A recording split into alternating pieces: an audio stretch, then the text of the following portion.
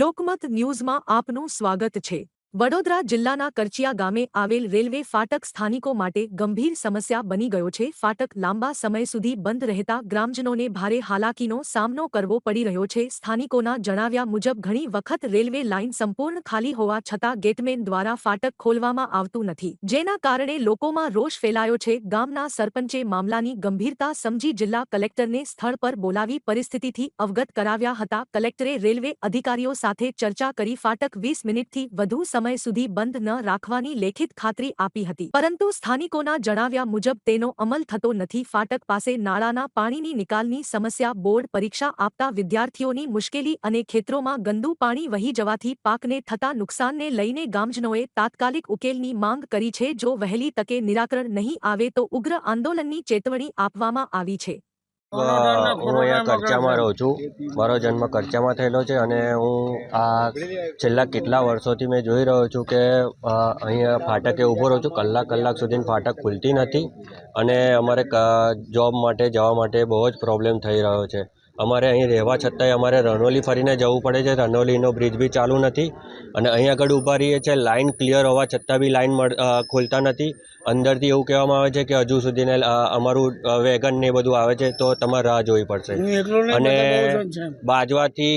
બાજવાથી clear line clear હોય તો બી એ લોકો ફાટક ખોલતા નથી અને જ્યારે મેન લાઇન પર ગાડીઓ છે તો એ લોકો લાઇન આપી દે છે, પછી જેવી ગાડી જતી રહે છે તો મેન લાઇન પાછું જે છે સિગ્નલ ઉઠાવી લે છે। એમ કરીને અમારો કલાક પસાર થઈ જાય છે અને કલાક અમારે નોકરીમાં બી બહુ પ્રોબ્લેમ થઈ રહ્યો છે। નોકરીમાં લેટ પંચિંગ થઈ રહ્યું છે, અમારા સેલેરી કટ થઈ રહ્યા છે। તો અમને આના માટેનું નિવારણ આપો અને અમને આમાંથી એ કરો। જય ભારત, જય હિન્દ। રેલવે ફાટકની બાજુમાં અમારા ખેતર આવેલા છે। અમે ખેતી કરીએ છીએ વર્ષોથી, જ્યાંનો જન્મ થયો ત્યાંથી ખેતી કરીએ છીએ। મારા બાપ દાદા બધા ખેતી કરતા હતા, અમે બી ખેતી પર નિર્ભર છે। મને ખબર છે ત્યાં સુધીને હું સમજનો થયો ત્યાં સુધીમાં આજ સુધીમાં રેલવેનો પ્રોબ્લેમ આજ સુધી સોલ્વ થયો નથી। એના થકી ઘણા બધા પ્રોબ્લેમ થયેલા છે, અગાઉ બી પ્રોબ્લેમ થયેલા છે। રેલવેનું ઓઇલ, ગંદકી, બધું ચોમાસાનું પાણી બધું અમારા ખેતરમાં રોકાઈ જાય છે। પાકને ઘણું બધું નુકસાન થયેલું છે। અગાઉ બી વારંવાર રજૂઆત કરેલી છે। દરેક કલેક્ટરને ખબર જ છે છેલ્લા 15 વર્ષની અંદર વડોદરા ખાતે જેટલા કલેક્ટરની નિમણૂક થઈ છે, દરેક કલેક્ટરને આ બાબતે રેલવેની તકલીફ બાબતે બધી જ રીતે બધી જાણ છે। તેમ છતાં પણ એ લોકો દ્વારા કોઈપણ જાતનું પગલું લેવામાં આવ્યું નથી અને મને લાગતું નથી કે ભવિષ્યમાં બી એ લોકો કોઈ પગલું લેશે। બરાબર છે, એટલે અમે હવે આ સમસ્યાથી ખરેખર કંટાળી ગયેલા છે। વારંવાર રિફાઇનરીને રજૂઆત કરેલી છે, રેલવેને રજૂઆત કરેલી છે, પણ આ બધા જાડી ચામડીના છે। એ બધા કેવું પોતે જાતે નેતા અહીંયા આવે તો એમને ખબર પડે કે ભાઈ અહીંયા આગળ શું પરિસ્થિતિ છે। બરાબર છે, હું મારા એકલાનો અભિપ્રાય નથી કહેવા માગતો। તમે બીજા 50 ખેડૂતોનો અભિપ્રાય લઈ જો, જો એક બેનો અભિપ્રાય તમને ખોટો લાગે બરાબર તો અમે અમારી શરણાથી મૂકી દઈશું। ફાટક નંબર 241 અવારનવાર સ્થાનિકો સાથે દુર્વ્યવહાર થઈ રહ્યો છે।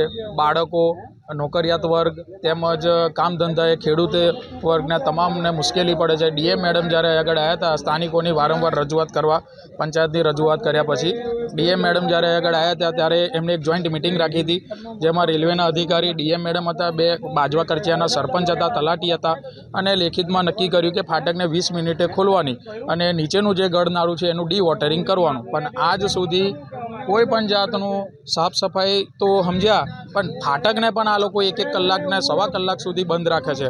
પરિણામે આજે બોર્ડની એક્ઝામ ચાલે છે। બાજવા તરફનો છોકરો, કરચિયા ગામનો છોકરો દશરથ સાઈડ નંબર આવ્યો હોય તો એ તકલીફમાં છે, એ બાજુનો છોકરાનો બાજવા નંબર આવ્યો હોય તો એ તકલીફમાં છે।